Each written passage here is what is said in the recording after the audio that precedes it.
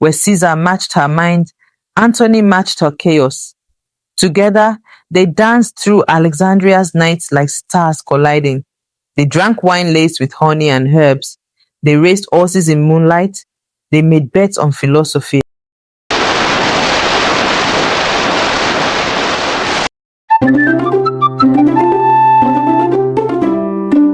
Welcome to Homer's story Nook, where history gets spicy, legends get a remix, and imagination runs wild.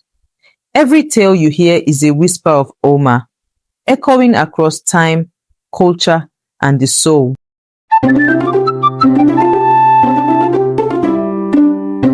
She ruled with brilliance, she loved with fire, and she lost everything. This is not just the story of conquest or a fallen dynasty, but of longing, of a queen who dared to love twice, with fury, hope, and abandon. And in both loves, she met ruin. This is the story of Cleopatra, queen of the Nile, last pharaoh of Egypt, a woman whose heart burned too brightly for the world around her. Tonight, we sail into her soul, not to judge her, but to understand her. He came as a conqueror, Julius Caesar, Rome's blade and pride. But in Alexandria, he found something he never expected, a queen unafraid of Rome.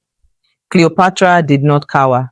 She arrived to meet him rolled in a carpet, unfold like a secret weapon, not as tribute, but as challenge. She wasn't a prize, she was a proposition, a vision of a world where East and West could rule together. She was fluent in 9 languages. She quoted philosophers and read the stars, and Caesar listened. Together, they restored her to power. Together, they reigned from the banks of the Nile. He returned to Rome with stories of Egypt's queen.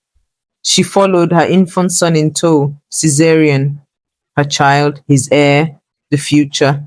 She walked the streets of Rome not as a captive, but as an omen, a woman who could not be contained by borders.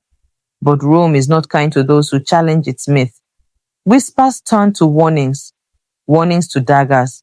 The Ides of March came, and Caesar was gone.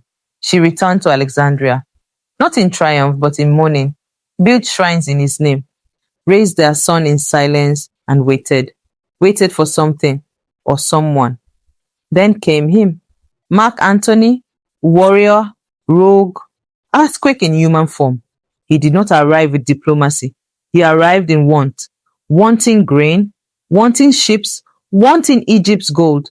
But what he found was her, wrapped in purple silk, sailing towards him on a barge scented with jasmine and command. She did not plead. She entertained. She did not yield. She challenged. And Antony, for all his bravado, was undone. Where Caesar matched her mind, Antony matched her chaos. Together, they danced through Alexandria's nights like stars colliding. They drank wine laced with honey and herbs. They raced horses in moonlight. They made bets on philosophy and flirted with politics.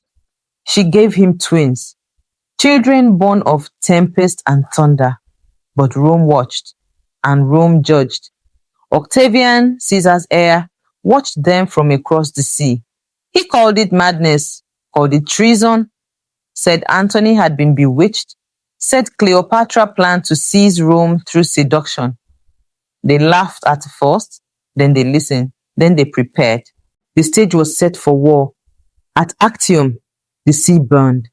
Antony and Cleopatra's ships shimmered like obsidian serpents. Their fleet glided into battle, proud, defiant, doomed. But Rome had numbers, had loyalty, had Octavian's cold precision. As chaos erupted on the waters, Cleopatra signaled retreat, not out of fear, but out of foresight. Antony saw her sails glimmering in the smoke, and he followed. Historians called it betrayal, cowardice. They said he abandoned battle for a woman, but history forgets. He had already lost the war the moment he loved her more than Rome. They fled to Alexandria, their sanctuary turned citadel. She walked the marbled halls barefoot, planning escape. He stared at the sea, haunted by what he had left behind, and both knew Rome would come, and they would not survive it. The city fell into silence. Octavian approached. They knew the end had come. In desperation, Cleopatra sent word that she had died. A ruse, a final gambit. But Antony believed it. And with Rome at his gates and no more dreams to live for, he fell on his sword. His men found him, not dead but dying, and brought him to her. She received him in a hidden sanctuary, wrapped in linen and prayer, weeping without sound. She held him in her arms, his blood soaking the silks she once wore in triumph. He opened his eyes, saw her. One last breath, one last smile, then stillness. She kissed his forehead, then rose to meet her own fate. She dressed in her royal robes, the white and gold of Isis, perfumed her skin, braided her hair. No chains, no parade, no Roman triumph would display her in shackles. She had ruled as goddess and queen. She would not die as spoil. The asp was brought, coiled in a basket of figs, sacred, silent, final. She let it bite, where her heart had once burned for two men who were everything the Nile could never hold. Beside her were two scrolls, one marked glory, one marked grief. No one knows what they said. Octavian arrived too late. No queen to parade, no humiliation to script. Only a crown resting beside a lifeless hand, a goddess fallen on her own terms. Cleopatra was buried beside Antony, as she had wished. Enemies of Rome, lovers of legend, Rome tried to erase her, to call her mad, to reduce her to perfume and poison. But ask the Nile, ask the wind through the tombs, ask the stories passed from grandmother to granddaughter. She was not merely a queen, she was Egypt, its cunning, its spirit, its unmatched defiance. She did not bow, not to Rome, not to betrayal, not to history's judgment.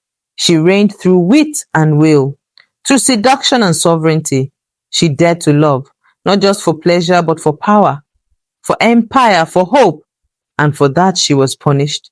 But her final act, a serpent's kiss, a sovereign death, was her greatest rebellion. She died not as a victim, but as a queen who chose her ending and rewrote the myth of power with her own breath. Some queens die forgotten, others become immortal heartbreak. Cleopatra loved and lost, trusted and was betrayed, fought and was outnumbered, but she never surrendered. And perhaps that is the greatest love story of all. Not that she died for love, but that she lived through it, ruled with it, and still chose her ending with grace. Until the next whisper of Omar. Stay listening. Cleopatra's heartbreak, love, loss, and the fall of a queen.